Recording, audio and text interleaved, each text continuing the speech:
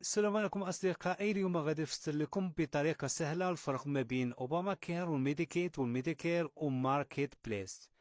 يقدر يكون شي تغيير مع هاد القوانين الجديدة، ولكن بزاف ديال الناس كتخلط عليهم المواضيع. ولكن ما تخافوش، الموضوع سهل بزاف. أول حاجة الميديكيت، هاد البرنامج هذا كتعطيه الدولة للناس اللي الدخل ديالهم ضعيف، كتعطيك تأمين صحي مجاني أو شبه مجاني، كيغطي الطبيب والمستشفى الأدوية وحتى بعض المرات الأسنان والنظارات. يعني إلا كان الدخل ديال العائلة قليل ممكن تستافد من الميديكيد. أما الخيار الثاني ماركت بليس، هاد ماركت بليس هذا موقع رسمي تابع للحكومة الأمريكية healthcare.gov. الناس اللي ما عندهمش التأمين الصحي من الخدمة كيمشيو يشراو التأمين منه، والجميل هو أن الدولة كتعاونك واحد المساعدة مالية باش التأمين ما يبقاش غالي. كل ما كان الدخل قليل كل ما الدولة تتعاونك كتر. غادي نمشيو الخيار الثالث اوباما كير، من الاسم ديالو باين شكون اللي دارو.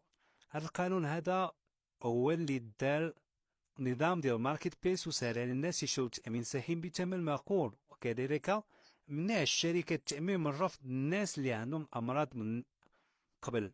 يعني باختصار اوباما كير يساوي القانون اللي نطب كل شيء.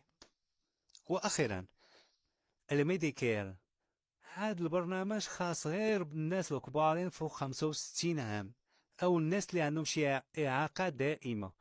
هو واحد البرنامج فيدرالي كيغطي المستشفى والطبيب والادوية. يعني اذا وصلتي للسن ديال 65 ولا عندك لا قدر الله عندك شي اعاقة ولا تصابيتي بشي اعاقة، هاد التأمين هو اللي كيهمك. باختصار ميديكيت الناس ديال الدخل ضعيف، الماركت بليس للناس اللي كيشريو التأمين الصحي، أما أوباما كير فهو قانون اللي ينظم النظام كامل. أما الميديكير للكبار أو الناس اللي عندهم إعاقة كبار 65 سنة فوق.